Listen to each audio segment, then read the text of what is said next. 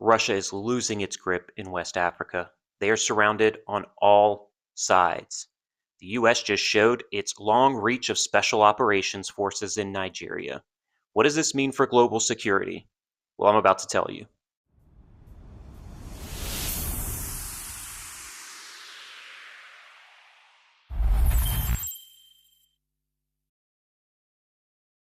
Welcome back. If this is your first time on this channel, just a bit of housekeeping here. Who am I? I'm a 20 plus year intelligence professional who has been on the African continent for many years and has deployed several times, both conventional and its special operations. And I'm about to tell you why it matters that Russia is losing its grip on Africa and what that means for the US and possibly even France. Now, I had a video that came out just a few days ago and talked about how this operation that happened in Nigeria to take out Al Manuki and one of the ISIS financiers, or the lead financier for ISIS, and why that has Iran scared. Mainly because it's likely that either the U.S. pressures Iran into a deal they don't want to make, or strikes begin again coming from the U.S., Iran, from the U.S. and Israel, and probably also from other regional players like the UAE and Saudi Arabia. So that's the Iran front. But that operation to take out Al Manuki matters for Russia as well. For the last few years, Russia had gained a stronghold in West Africa, especially West Africa. Now, I've talked a lot about this on our podcast. I've also talked about how China retains a grip on the African continent, and they are still doing an excellent job in the information operations space. But what happened on Friday or Saturday morning for some of us? What happened then in Nigeria to take out Al Manuki and also other top ISIS leaders? That was a direct slap in the face to Russia and its Africa Corps. And this isn't the first time in the last few weeks that Russia's Africa Corps has shown that they are completely incapable of securing the West Africa and the Western Sahel. We saw in Mali as Al Qaeda affiliate JNIM forces and the FLA, which is a group of tribal insurgents, teamed up and took over various portions of the country of Mali. They're also surrounding the capital of Bamako, and there is reporting that they are looking to make a play for Bamako, take that capital, become the governing body of Mali, and turn it into a caliphate. It's very dangerous for Western countries because if you start a caliphate in the Western Sahel, you are that much closer to Western Europe. Now, Russia's Africa Corps, which is the security body of the junta in Mali, the junta was the military forces that took over in 2022. They relied heavily on Russia's Africa Corps to kind of suppress insurgency and then to protect them if anything does go wrong. And for a few years, at least the junta thought that they were being secure, but intelligence had shown that not only Al Qaeda's affiliate JNIM, but also ISIS of the Western Sahel were looking to begin to create a caliphate starting in Mali. And that all came to a head just a few weeks ago when JNIM started attacking certain regions of Mali. Instantly, Russia's Africa Corps retreated and went and surrounded Bamako so they could secure the junta and at least the president of Mali, who's President Goya. So trying to protect him. However, JNIM did kill their defense minister, and so it shows that at least within Mali, Russia had lost its security apparatus. That was a huge blow to Russia. Then, this past weekend, we saw that the United States, in a combined effort with the Nigerian military, came into the country of Nigeria and took out one of the top leaders of ISIS, and not just ISIS North Africa or ISIS West Africa or the Western Sahel. This is ISIS global.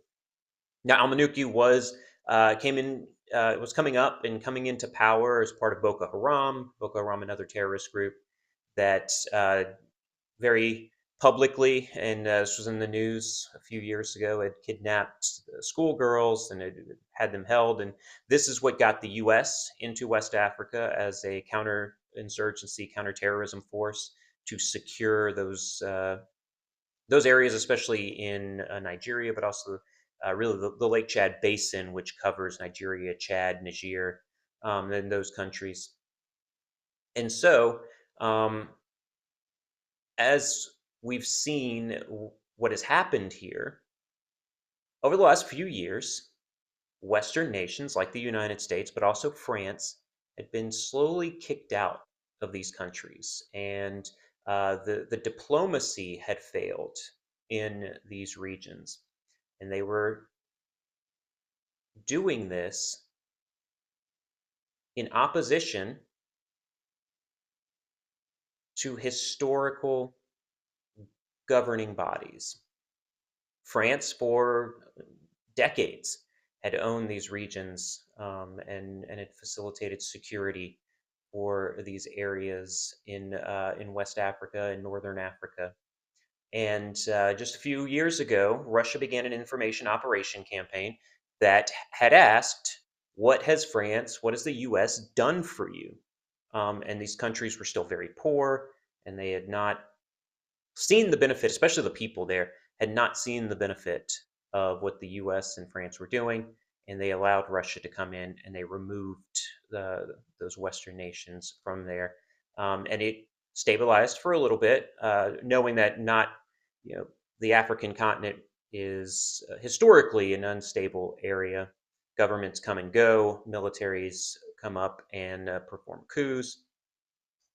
So stable for a few years, but now it is crumbling. And the reason it is crumbling is because Russia is focused still in Ukraine, and they are losing forces.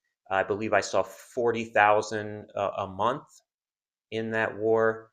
They are trying to recruit African forces to fight the conflict in Ukraine, and so there is this pendulum swing back to Western nations.